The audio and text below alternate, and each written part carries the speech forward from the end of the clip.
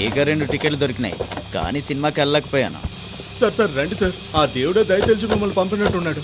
బండి పెట్రోల్ అయిపోయి ఆగిపోయింది సార్. ఏం చేయాలో తెలియట్లేదు.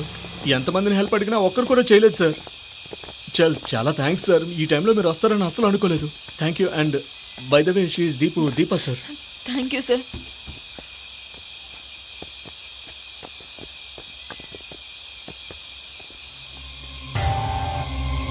సార్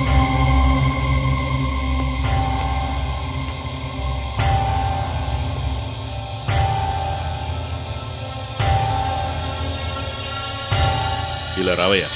సార్ చెప్పండి సార్. ఏంటయ్యా ఇది? ఏంటా టైర్ అంతా రక్తంతో తడిచిపోయింది? సమాధానం చెప్పయ్యా. రిలాక్స్. ఎక్కడ ఎవరిని గుద్దేసి చంపేసి వస్తున్నారు? చంపడమా సార్? మేమెవరి మీద కారు ఎక్కించి చంపలేదు సార్.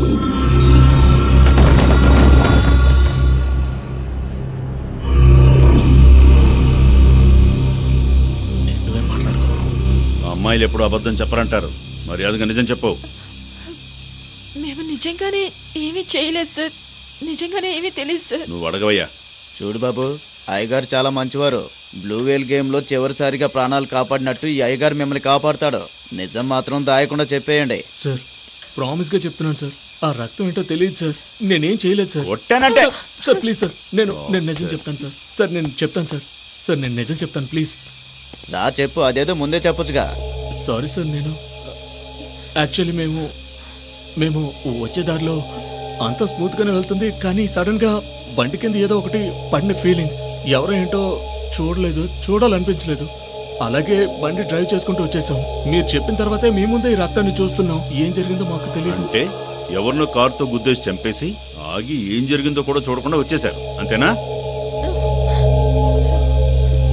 అలాంటిదేం కాదు సార్. అదే ప్లేస్ లో జరిగిందో చెప్పగలవా? లేదు సార్. అది ఎక్కడంటే పాడేరుకి ఒక 4-5 కిలోమీటర్ల మధ్యలో జరిగింది. అక్కడ నుంచి ఇక్కడికి వచ్చాను సార్.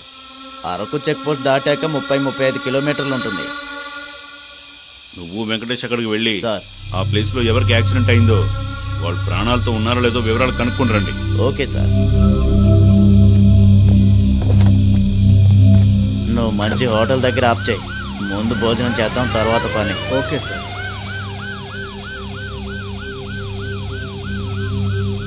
వీళ్ళ జోడి చూడటానికి బాగుంది కదా? బాగుంది సార్. ఎన్ని సంవత్సరాలుగా లవ్ చేసుకుంటున్నారు? సార్ ఒక 1 year నుంచి సార్. ఆ రోజుల్లో ఒక అమ్మాయిని చూడాలంటే ఎన్నో రోజులు జపం చేయాల్సిందే. కానీ ఈ రోజుల్లో వాట్సప్, ఫేస్బుక్ అంటూ ప్రేమలు ప్రహరీలు దాటేస్తున్నాయి.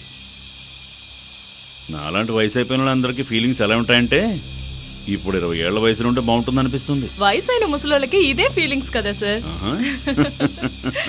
నేను ఇప్పుడు జోక్ వేసాను, మీరు ఎలా నవ్వారు? వీళ్ళిద్దరిని చూడండి, అసలు నవ్వే లేదు సార్. ద్రోహులు వీళ్ళు. ఒక హత్య చేసి వచ్చి ఎలా నవ్వగలుగుతారు?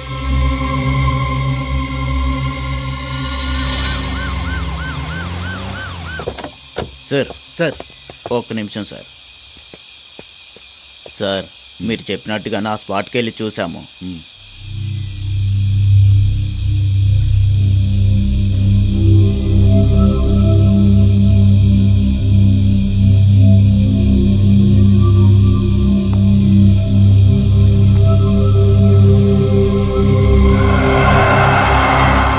వాణ్ణి పిలిచి అడగండి సార్.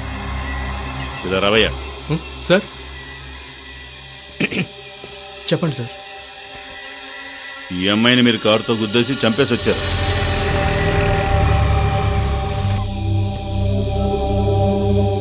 అయ్యో నో. రే ఏం జరుగుతుందిరా అక్కడ? అమ్మాయి పారిపోయిందంటవా?